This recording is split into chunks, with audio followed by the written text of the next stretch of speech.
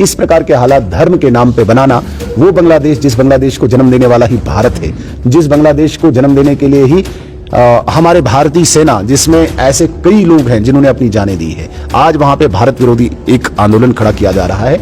इसके पीछे और भी मुल्क हो सकते हैं, और भी देश हो सकते हैं जिनका निशाना भारत में एक डिस्टर्बेंस पैदा करने की कोशिश है। देश भर में प्रदर्शन हो रहे हैं और आप भी कल प्रदर्शन करते दिखे थे किश्तवाड़ में। देखिए, लगातार पिछले 2024 जुलाई से लेके आज तक बांग्लादेश में जिस प्रकार के हालात बने हुए हैं, बहुत ही चिंतनीय है, काफ़ी फिक्रमंद है जो हालात बने हुए हैं। जिस प्रकार से बांग्लादेश में एक छात्र आंदोलन एकदम इरप्ट हुआ, ये आंदोलन क्यों आया, इस आंदोलन का मकसद क्या है, किसी को नहीं पता चला। एक छात्र आंदोलन तुरंत राजनीतिक आंदोलन में परिवर्तित हुआ और अगस्त आते आते वहां पे सत्ता का तख्ता पलट हुआ।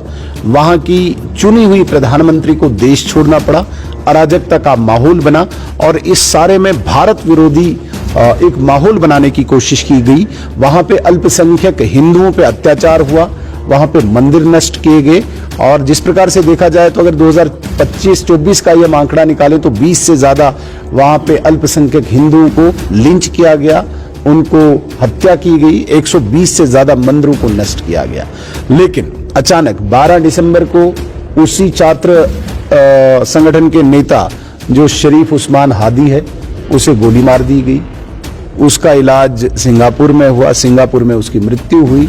अचानक दोबारा से बांग्लादेश में अल्पसंख्यक हिंदुओं को निशाना बनाया गया। एक आम राह चलते दीपू दास जो एक फैक्ट्री के कर्मचारी थे, उसको लिंच किया गया सिर्फ नाम और धर्म देख के।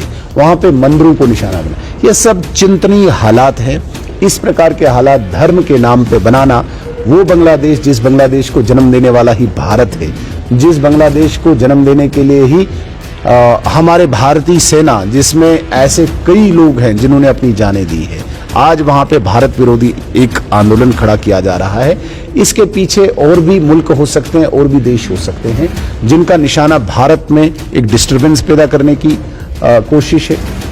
जो भारत आज स्पीडी तरक्की कर रहा है, जिसका नाम पूरी दुनिया में रोशन हो रहा है, उस तरक्की को रोकने के लिए, उस शक्ति को रोकने के लिए ये आंदोलन किया जा रहा है। एक और जो एक इंटरिम गवर्नमेंट वहां पे बनाई गई और जिसका सरगना, जिसका हेड मोहम्मद यूनिस को बनाया गया। ऐसा माना जाता है कि वहां पे चुनाव फरवरी में होने थे, उन चुनाव को प्रोलॉन्ग करने के लिए इस प्रकार की हालात बनी हुई है। भारत सरकार बड़ी पैनी नजर रखी हुई है, चाहे बांग्लादेश में हिंदू है या अन्य देशों में है, भारत में है।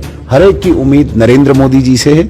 नरेंद्र मोदी जी और नरेंद्र मोदी की सरकार काफी इसमें फिक्रमंद है और पूरी उन्होंने नजर रखी हुई है। हमें विश्वास रखना चाहिए।